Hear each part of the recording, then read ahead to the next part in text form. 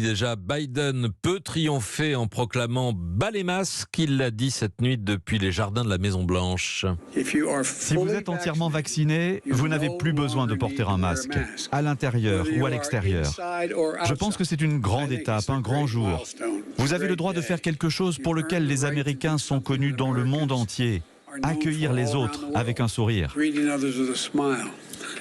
Alors précisons que le masque est toujours recommandé aux États-Unis, même pour les vaccinés dans les transports, les gares et les aéroports. Mais Anne Le Gall, je me tourne vers vous. Quand pourrons-nous espérer avoir ce genre de recommandations en France ? Oui, c'est vrai que pour l'instant, chez nous, le Haut Conseil de la Santé publique recommande toujours le port du masque, même après les 2 injections, à l'exception des rassemblements dans la sphère privée entre personnes entièrement vaccinées.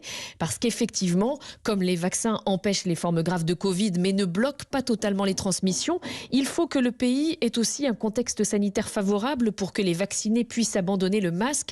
C'est ce que rappelle le professeur Philippe Amouyel, médecin de santé publique au CHU de Lille. Cela suppose, comme aux États-Unis ou en Israël, 2 conditions essentielles. La première, c'est une population française vaccinée suffisamment importante, et la deuxième, un taux de circulation lui aussi suffisamment bas. Il faudrait qu'on puisse atteindre aux alentours de 5000 contaminations quotidiennes pour pouvoir commencer à penser à libérer significativement la population de ces contraintes de masques. Et l'on vient tout juste de passer sous la barre des 20 000 contaminations par jour. Il va donc falloir se montrer patient en France. Mais si le déconfinement se passe bien, sans rebond épidémique, et que le gouvernement tient ses objectifs de campagne vaccinale, on pourrait théoriquement réunir ces conditions dans la première quinzaine d'août.